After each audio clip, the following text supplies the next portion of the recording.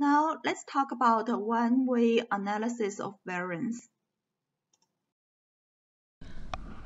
So when do we use analysis of variance? That is when we compare 3 or more groups. In one sample z-test and one sample t-test, we compare a sample mean against a known population mean. In related sample t-test, we have two related samples, such as husbands versus wives. We compare the means based on the husband group and the mean based on the wives group. When we have two independent samples, such as boys versus girls, we compare the mean difference between these two independent groups. However, if we have 3 or more groups, t-tests are not sufficient. So when we have 3 or more groups and we want to compare the mean difference, we will use analysis of variance. Here, instead of compute the t observation score, we will compute the f observation score.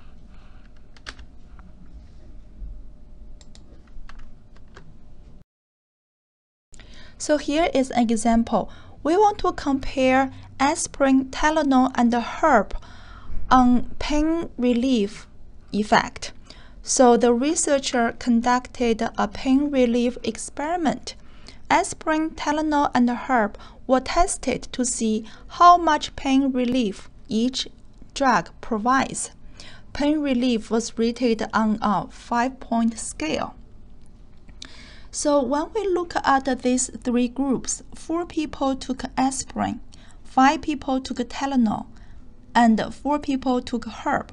They were asked to fill out this 5-point pain relief scale. 1 means least pain relief and 5 means most pain relief.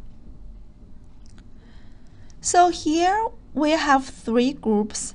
Each group has different number of participants.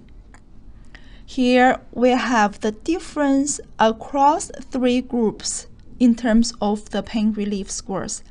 And we also have the difference within each group. For example, for 4 people who took aspirin, the first person scored 3, the second person scored 5.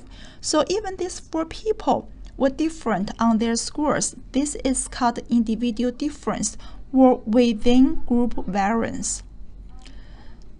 We have 3 groups. Each group has 4 or 5 people. If this between group difference is greater than the within each group individual difference, then we say there is a significant difference in terms of the pain relief effect across aspirin, Tylenol, and herb groups. So the question became, if this between group difference, or we call it between group variance, is greater than the within group variance. If it is greater, we know that aspirin, Tylenol, and herb have different pain reducing effect.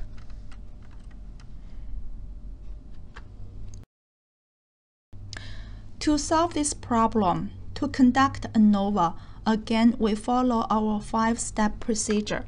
The first step is to form the hypothesis. The research hypothesis is that at least one of the means is different from the others. It is a one-tailed or two-tailed test. Yes, it is a two-tailed test because we don't identify a direction, we only hypothesize that at least one group is different from other groups. The null hypothesis is that these population means are equal. mu1 equals mu2 equals mu3. So the second step is to set decision criteria. Alpha is 0.05. For ANOVA, we have 2 degrees of freedom because we partitioned the variance into 2 parts, within group variance and between group variance. For between group variance, degree of freedom is 3 minus 1 is 2. For within group variance, degree of freedom is the sample size for first group minus 1 plus the sample size for the second group minus 1 plus the sample size for the third group minus 1. So in our case, 4 people took Tylenol, 5 people took aspirin, and 4 people took herb. Therefore, degree of freedom within is 4 minus 1 plus 5 minus 1 plus 4 minus 1, which is 10. Then with alpha and DF between, BF within, we could look at the F table, find out the F critical. So the left column presents DF within, and the top rows present DF between. DF between is 2, DF within is 10, so F critical is 4.10. The third step is to compute the F observation score based on our samples. Based on the rationale of ANOVA, F equals to the ratio of between group variance and the within group variance. Between group variance equals to sum of the squares for between divided by degree of freedom for between. Then the denominator is sum of the squares for within divided by degree of freedom for within. So the very right part of this formula is M as between, stands for mean square for between, divided by M as within, stands for mean square of within.